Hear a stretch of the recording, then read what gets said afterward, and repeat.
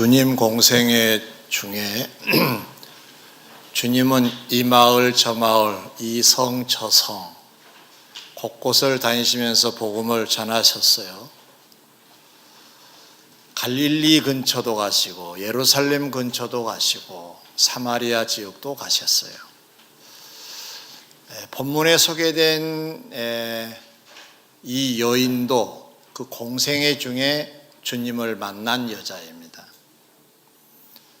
그래서 이 여인은 귀신도 들렸던 여자고요, 질병으로 고생했던 여인이기도 합니다.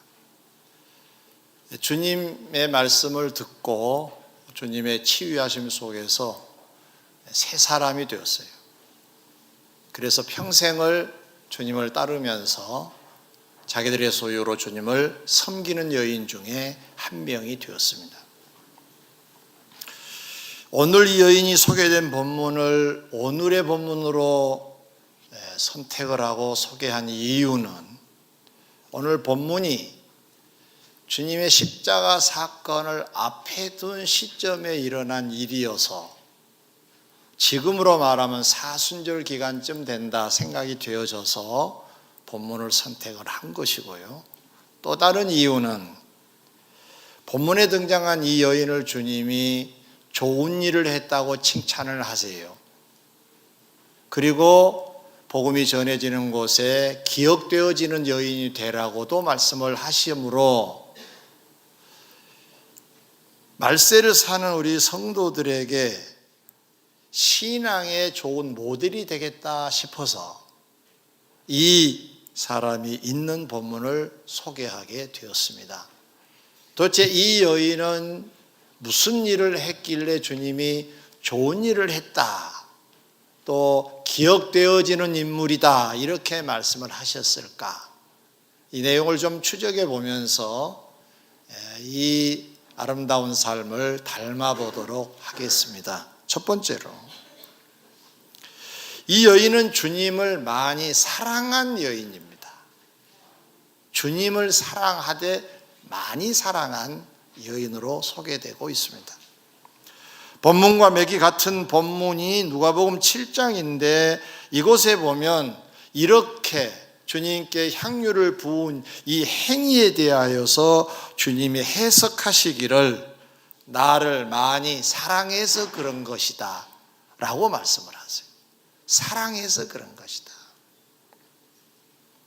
요한복음 11장 5절에도 보니까 예수께서 본래 마르다와 그 동생과 나사로를 사랑하시더니 이런 말씀이 기록되어 있어요. 여기는 본문의 내용하고는 반대입니다. 본문은 이 여인이 예수님을 많이 사랑한 내용이라면 요한복음 11장은 주님이 이 가족을 많이 사랑하셨다는 내용의 기록입니다. 이 말씀을 이해하려고 하면 한 성경을 우리가 전제해야만이 이해가 됩니다. 왜냐하면 우리 다 똑같이 주의 백성이고 주를 사랑한 사람들인데 오늘 본문에 보면 이 가족을 특별히 사랑하셨다고 되어 있습니다. 이 문제를 어떻게 해결할 것이냐 그 말이죠. 잠언 8장 17절에 보면 나를 사랑하는 자들이 나의 사랑을 입으며 라고 되어 있습니다.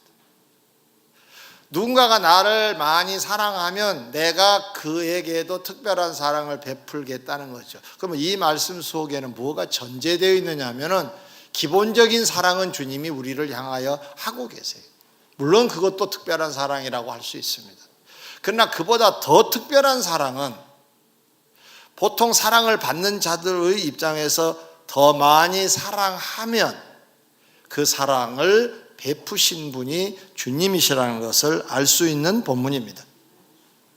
그러면 그 가족의 사랑은, 그 여인의 사랑은 어디서부터 시작이 되었을까?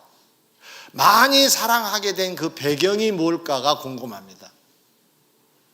그냥 사랑은 그냥 주님이 십자가에 돌아가서 우리를 위하셨어 라고 하는 것으로 우리가 사랑을 알고 사랑을 고백하고 그렇게 우리가 감사하며 살겠는데, 특별한 사랑, 많은 사랑을 했다고 주님이 말씀하신 것으로 볼 때 이건 대단한 사랑이란 말이죠. 도대체 이건 어디서 풀어야 될 것인가? 동일한 사건을 취급하고 있는 누가복음 7장 41절에 보면 주님이 시몬의 집에 초대받아 가시는 장면이 좀 구체적으로 소개가 되고 있습니다. 자, 주님이 그 시몬의 집에 가셨는데 그 사람이 웬일인지 주님을 대대적으로 환영하지는 않습니다. 식사 초대는 했는데 대접을 안 하는 거예요. 그냥 식사 자리에 앉아서 그냥 식사 제공만 하는 거예요. 원래 이스라엘은 분지 지역입니다. 먼지가 많은 지역이어서 가장 기본적으로 손님이 오시게 되면 먼저 물을 떠줍니다. 거기 이제 발 씻고 침상 그 윗상 위로 올라오라는 얘기잖아요. 식단으로 올라오라는 얘기잖아요. 근데 물을 떠줍니다. 아니면 물을 떠가지고 가서 씻겨주든가 물 있는 데 안내를 하든가 이러는데 그런 거 전혀 없이 다 생략해버리고 바로 식사 자리로 초대를 해버렸습니다. 이러한 상황에 이 시몬하고 조금 있다가 식사 자리에서 향유를 붓는 그 여인을 나란히 두고 주님이 당신을 초대한 시몬에게 이런 비유로 말씀을 하십니다. 시몬아, 돈을 빌려주는 사람이 두 사람에게 돈을 빌려줬다. 한 사람에게는 500데나리온, 한 사람에게는 50데나리온을 빌려줬다. 근데 이 사람들이 갚을 게 없어가지고 둘 다 탕감을 해줬다. 그러면 네 생각에는 둘 중에 누가 돈을 빌려준 사람을 더 사랑하겠느냐라고 물으세요. 시몬이 가만히 생각해 보니까 50보다 500이 훨씬 더 고맙잖아요. 그러니까 500데나리온의 사람이 더 고맙다고 하겠는데요, 더 사랑하겠는데요 라고 대답을 합니다. 주님이 말씀하십니다. 내 판단이 옳다. 자, 그러시면서 이 여인을 두고 설명을 계속하십니다. 이건 비유인데 이 여인은 본인이 생각할 때 본인이 죄가 많다고 생각을 한 여자다. 귀신도 들렸지요. 질병도 있지요. 그러니까 당시에 그 신앙의 세계에서는 귀신 들리고 그 다음에 병이 많으면 그렇게 죄가 있다 이렇게 인식될 때입니다. 그러니까 본인이 생각할 때는 2중 3중으로 죄가 많다고 생각을 한 거죠. 그런데 그 질병이 고쳐지고 악기가 쫓겨나고 했으니까 깨끗해졌지요. 그러니까 500데나리온의 빚을 이제 탕감받은 사람처럼 그렇게 죄를 사해 주시는 예수님이 너무 좋아서 이렇게 하는 것이라고 해석을 하셨던 것입니다. 참고로 말씀을 드리면 500데나리온은 1데나리온이 하루 품삯입니다. 그러면 500일치 사례가 되겠죠. 50데나리온이니까 50일. 게임이 안 되죠. 50과 500. 그러니까 이 여인이 생각할 때는 나는 50짜리가 아니고 500짜리라고 생각을 했기 때문에 그래서 그 사랑의 반응으로 그 고마움의 반응으로 이렇게 나에게 특별한 행위를 한다. 이 뿌리는 나를 많이 사랑해서 고마워서 감사해서 하는 것이다 라는 설명을 주시고 계신 걸 볼 수가 있습니다. 다시 말씀을 드리면 주님의 은혜를 받아 죄 사함을 받고 몸도 건강해져서 너무 좋아하고 기뻐하고 사랑하게 되어 그 사랑을 온몸으로 표현하게 되었다는 말씀입니다. 사랑하는 성도 여러분, 그 여인이 주님께 좋은 일 한 자로 귀한 여인으로 기억된 것은 그가 주님을 많이 사랑하면서여서 출발했어요. 근데 그 사랑의 출발은 주의 은혜, 죄 사함에서 시작되었다고 하는 사실입니다. 우리 얘기로 돌아와서 정리를 해볼까요? 우리는 어떻습니까?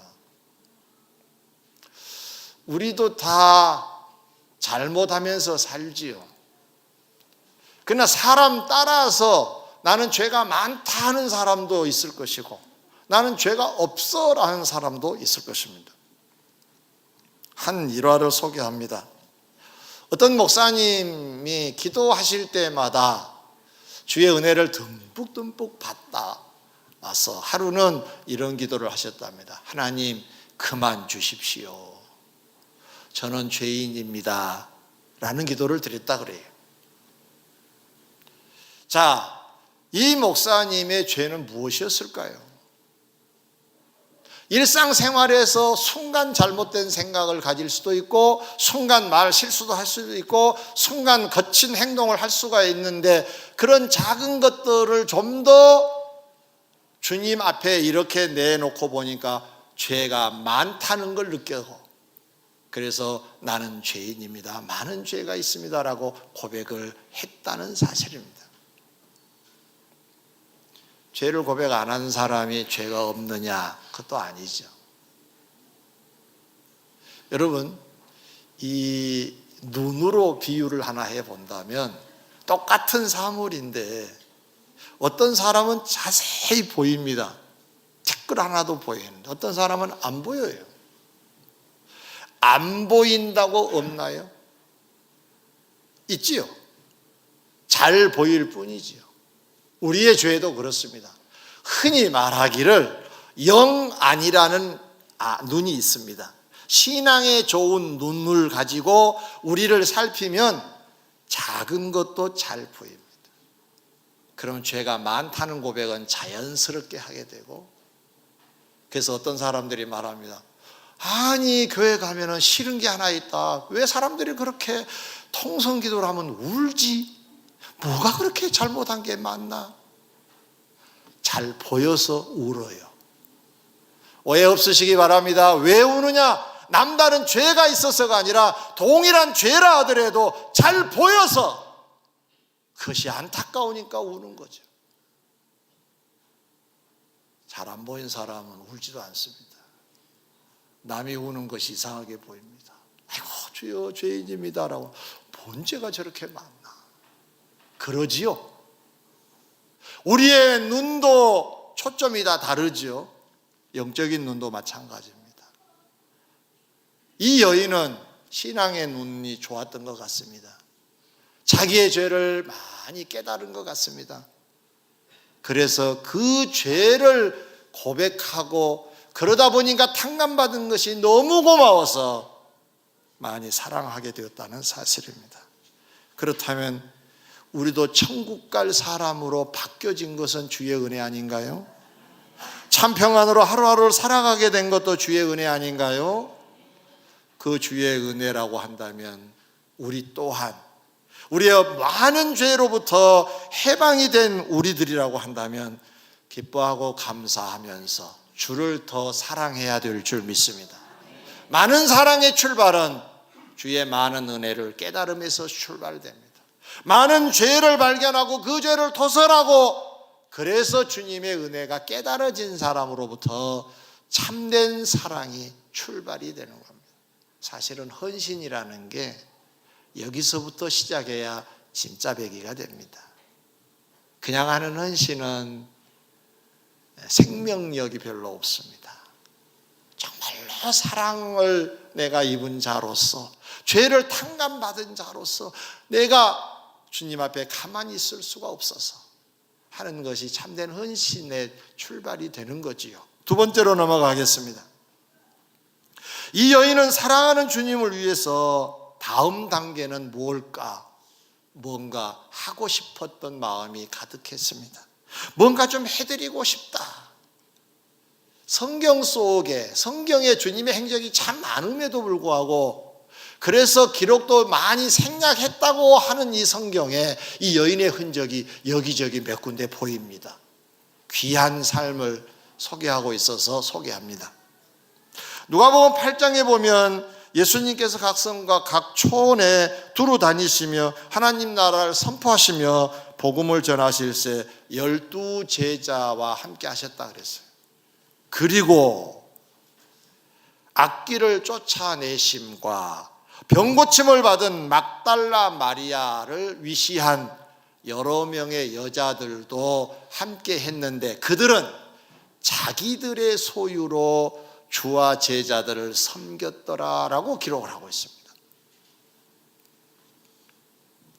이 말씀은 악기에 시달렸던 과거, 질병으로 사람 노릇도 못했던 과거를 청산받고 새로운 인생을 시작하게 해주신 주님이 너무 좋고 기쁘고 감사해서 사랑해서 그 은혜를 조금이라도 갚고자 하는 마음으로 주님과 동행을 하고 누가 되지 않는 선에서 자기들의 소유로 주님을 섬기는 일을 평생을 합니다.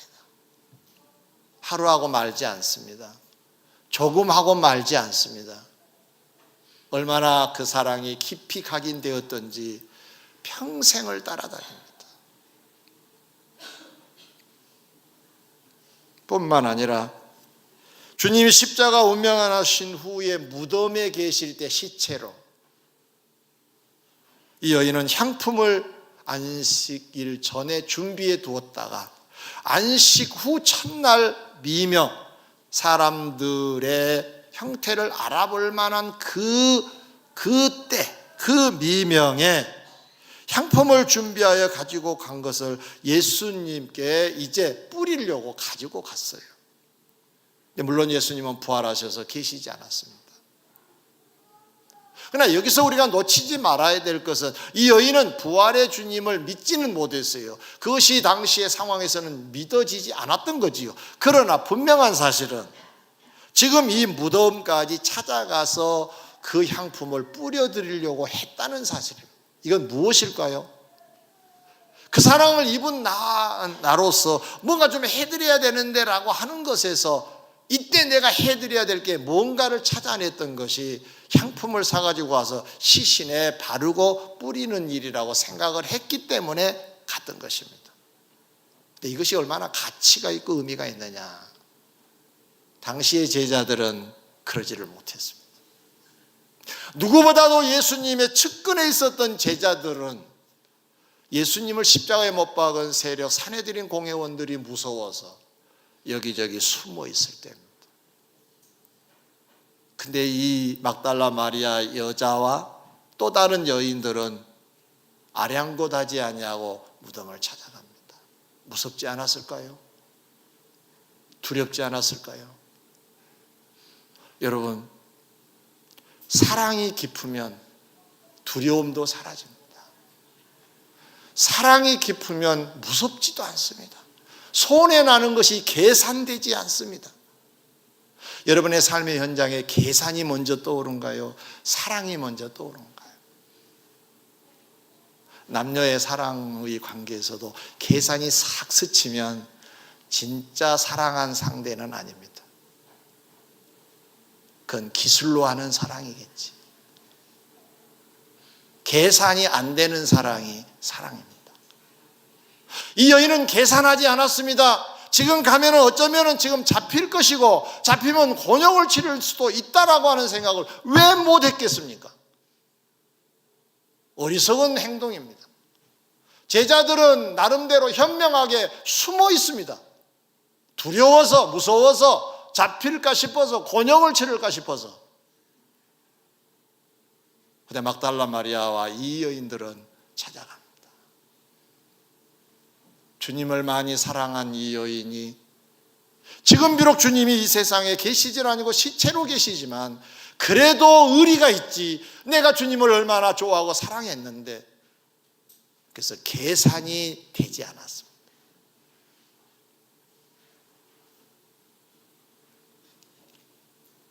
오늘 본문도 주님께서 시몬의 집에 계시기는 하는데 그 사람들에게 환영받지 못한 사실을 어떻게 알게 된 것 같습니다. 이제 이 여인이 그 집을 찾아갑니다. 눈물로 발을 씻겨드리고 머리털로 닦고 향유를 붓는 보기 드문 일을 합니다. 이 여인이 이렇게 늘 뭔가 하고 있었습니다. 뭔가 늘 하고 싶었습니다. 왜? 사랑을 많이 하니까. 사랑스러우니까. 뭔가 하고 싶어요.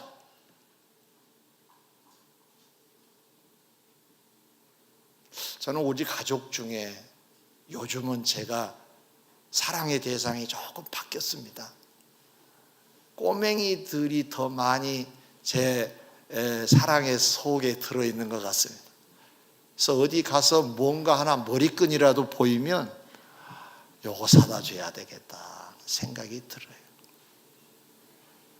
집사람은 저만큼 가 있는 것 같습니다. 미안하게 생각합니다.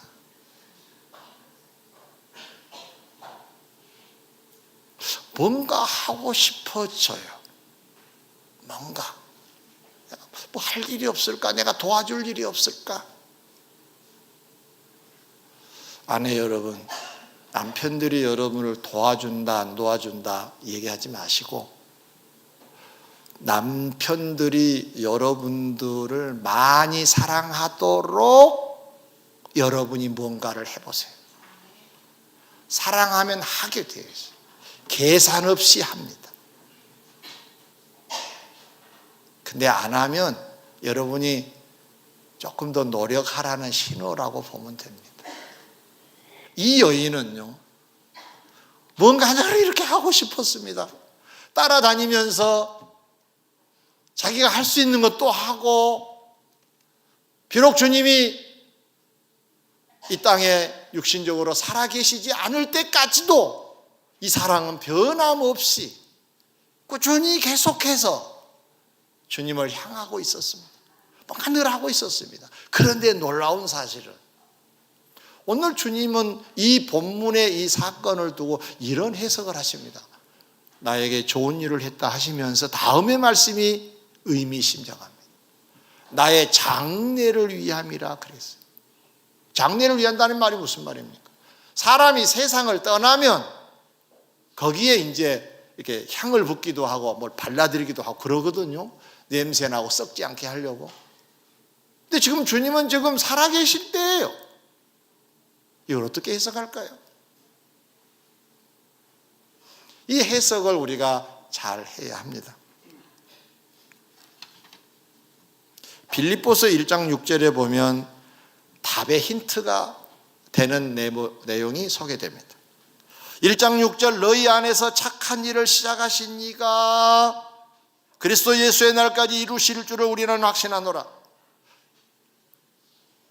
너희 안에서 착한 일을 시작하는 내가 아니고 시작하신 분이 계신다는 거예요.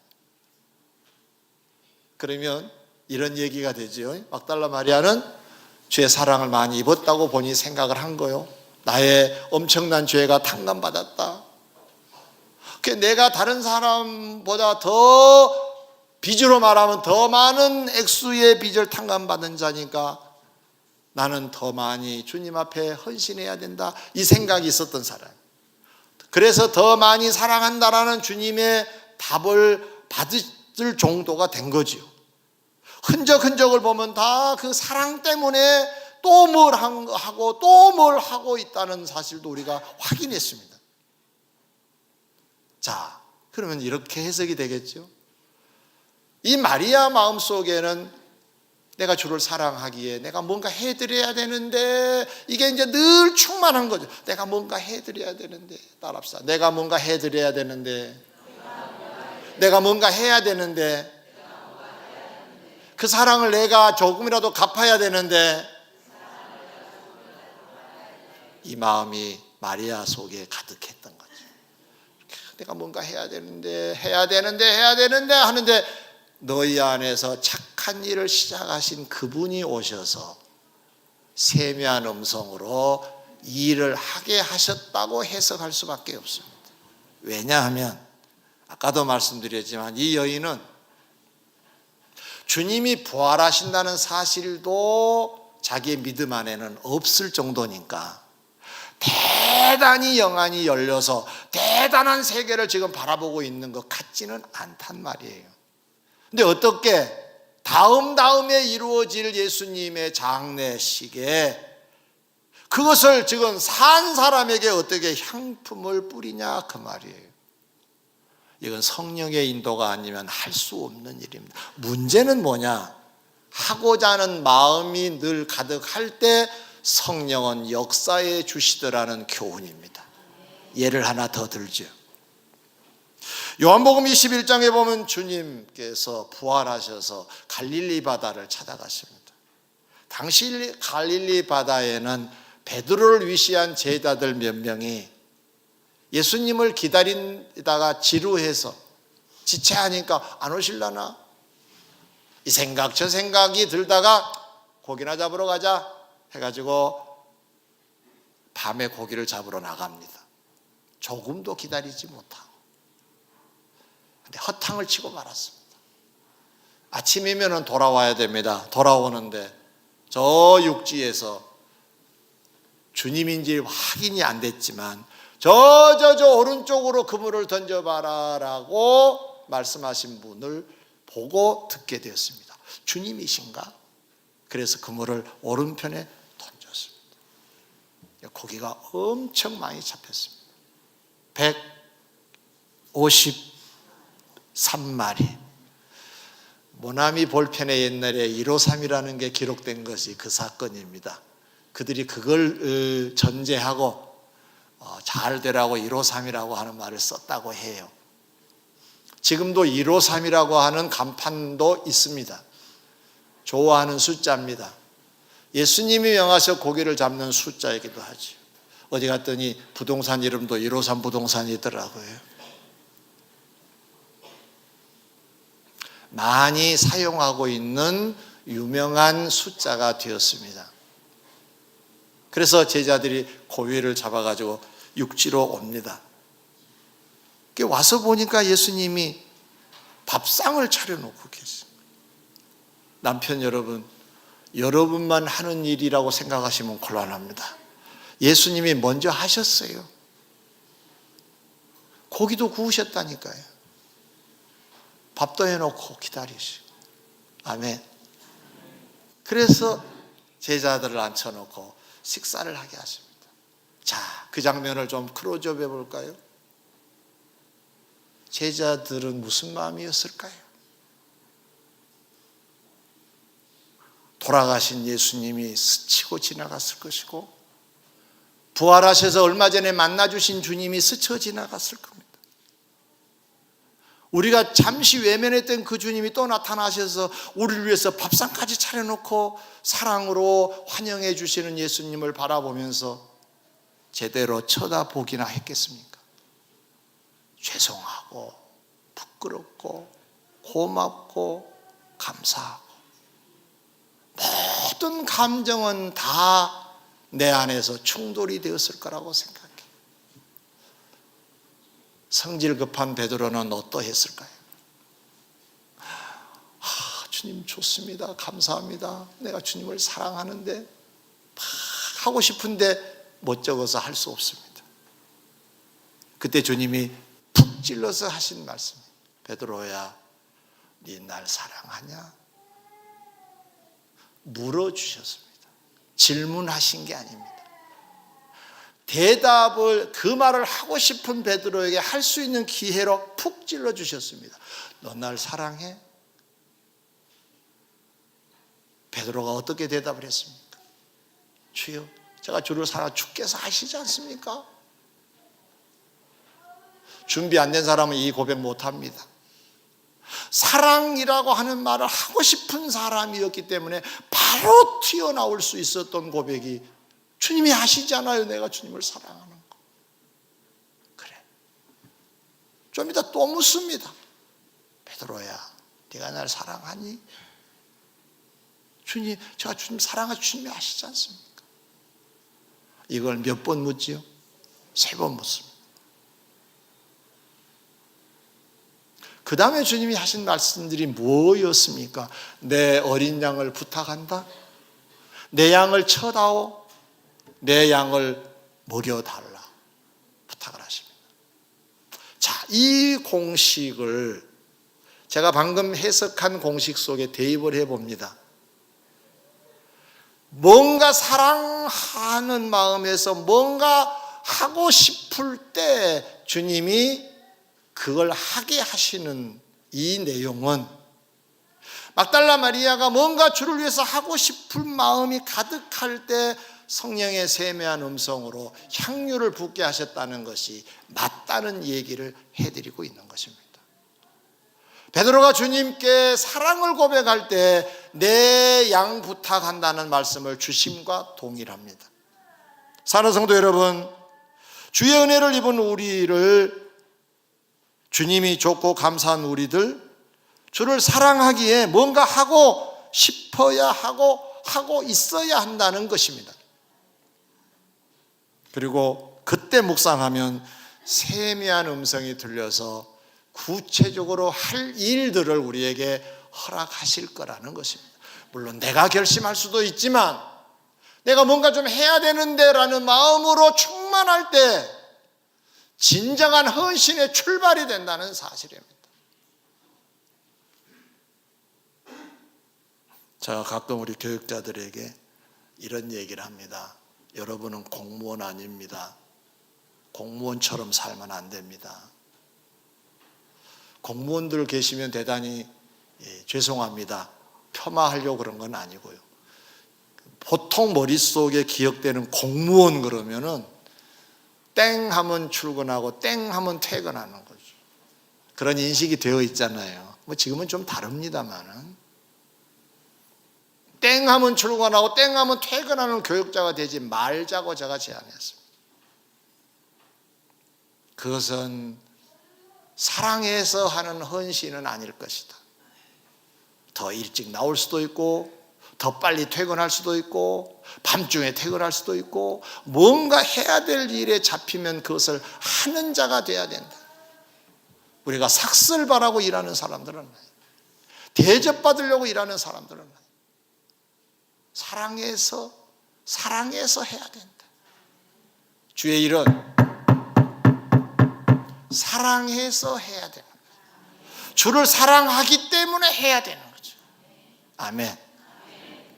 그것이 교사든 그것이 성가대원이든 그것이 교역자든 그것이 구역 강사든 사랑해서 뭔가 하고 싶을 때 뭔가 내 양을 부탁한다라는 주의 음성이 계셔서 아 이거구나라고 해서 하게 된다면 사랑해서 하는 것들이기에 이건 생명이 있는 봉사가 될 수 있다는 말씀입니다.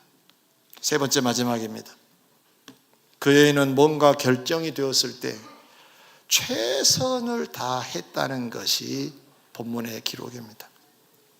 마태복음 26장 7절 본문에 매우 귀한 향유 한 옥합을 가지고 나와서 식사하시는 예수님의 머리에 부었다 그랬지요. 매우 비싼 향유, 이 향유는 비싸다는 게 소문이 났습니다. 계산이 딱 나옵니다. 예수님께 부어드리는 이 장면, 그런데 곁에 있는 제자들이 분개합니다. 화를 냅니다. 뭐 하는 짓이냐? 그 여인은 얼마나 놀랬겠습니까? 사랑해서 이것이라도 좀 해드리고 싶은데 그래서 해드리는 건데 제자들이 책망을 하는 겁니다. 책망한 이유가 뭐지요? 이게 너무 비싸서 그런 거예요. 비싸서. 300데나리온. 아까 제가 말씀드렸죠. 1데나리온은 하루 품삯이라 그랬죠. 그러면 300데나리온은 대충 계산하면 1년 품삯이라 그래요. 1년 품삯. 그런데 확 부어버리면 냄새가 확 퍼져서 좀 있으면 없어져 버려요. 쓸데없는 짓 했다고 제자들이 분개한 이유가 비싼 것을 그렇게 쉽게 없애버렸다고. 토를 달기를 만약에 팔아서 가난한 자들에게 나눠주면 많은 사람 도울 수 있었을 것인데 그도 맞는 말에 틀린 말은 아니에요. 진짜로 도와준다면 많은 사람이 혜택을 볼 수 있는 거죠. 그렇잖아요? 1년 품삯을 나눴다고 생각해 봐요.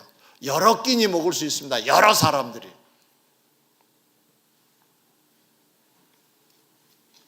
노동자 1년 품삯을 없앴어요. 근데 주님은 귀한 일을 했다, 내 장래를 위함이다라고 하는 것으로 그들의 책망을 막아 주셨던 것인데, 과연 이 여인의 이 헌신은 최선이라는 말을 쓸 수 있느냐는 것입니다. 제가 최선이라는 말을 지금 쓰고 있는데 이 말을 증명해 드려야 됩니다. 이 여인은 과거에 악귀에 걸렸던 여자라 그랬습니다. 그리고 질병으로 고생한 여인이라 그랬습니다. 자, 귀신 들린 사람 취직되는가요? 요즘 정신감정 한다고 그러잖아요. 갑작스럽게 사 먹다가 히 그러면 좋아하겠습니까? 큰일 나지.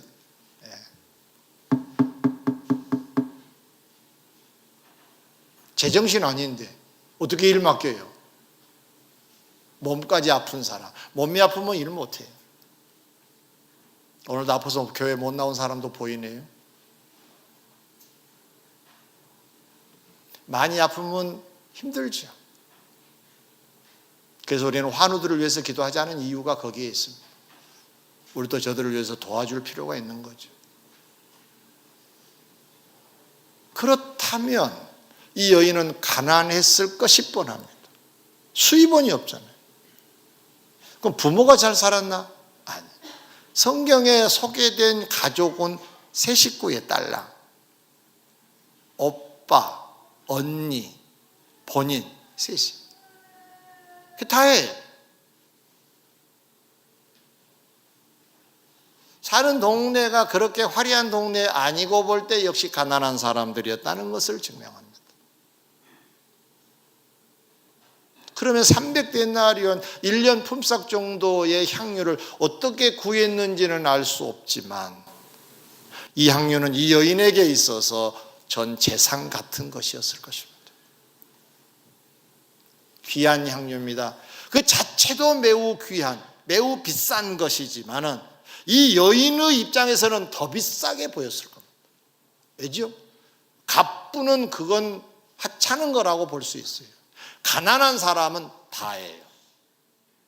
10,000원짜리 한 장도 어떤 사람에게는 하찮게 보여질 수 있죠. 어떤 사람에게는 다일 수 있습니다. 가치가 다르죠.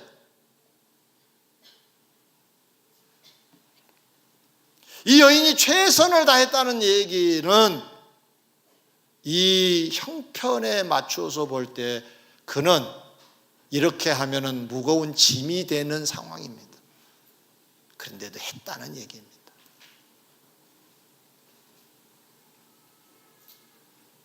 주님은 너무너무 가난하셔서 내가 보태드려야 될 만큼의 대상은 아닙니다.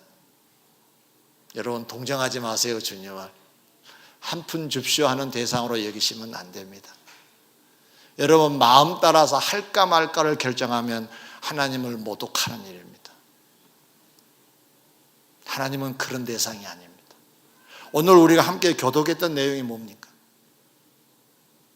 너희들의 우울 안에 있는 짐승을 내가 먹지 않겠다, 내가 취하지 않겠다 그러시잖아요.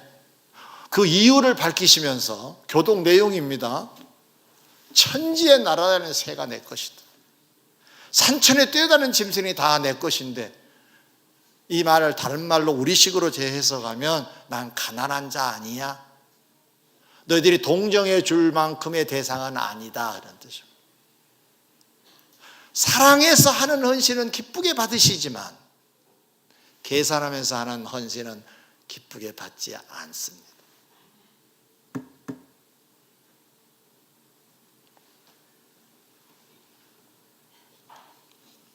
이렇게 최선을 다한 여인이어서 주님께서는 바로 이 여인이 주님 십자가 사랑에 제대로 반응한 모델이 되었기에 이 여인의 행적을 십자가를 향하여 가시면서까지 기억해 하라고 말씀을 남기셨다는 사실입니다. 당신도 십자가를 지시러 종종 걸음으로 지금 가고 계시는 중인데, 지금 다른 생각이 별로 없으실 것인데, 이 여인을 크루조베에서 기억되게 하라고 말씀하신 이유가 모델로 삼으라는 뜻입니다.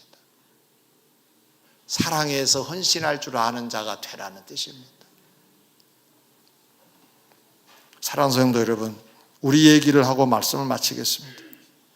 우리는 주님과 어떤 관계에 있습니까? 우리를 위하여 죽어주신 줄 믿습니다.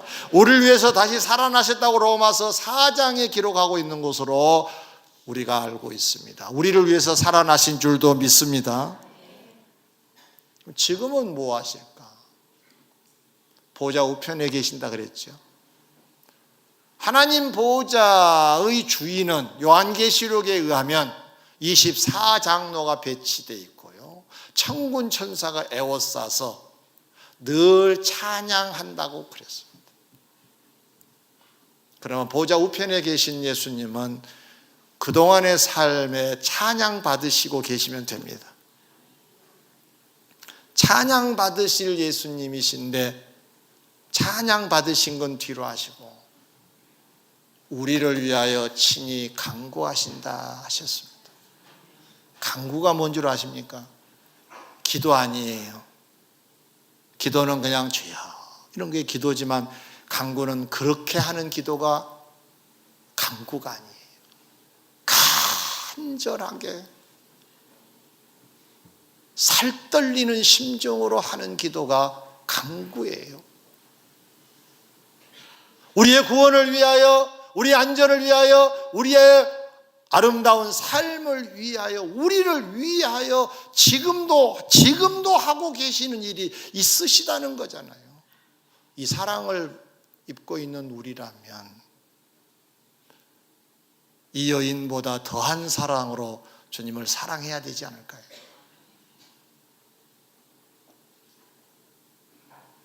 이 사랑으로 우리가 주를 위하여 살면 좋은 일을 했다 하실 것이고 기억되어진다라고 말씀하셔서 우리의 미래가 더 복이 될 줄 믿습니다.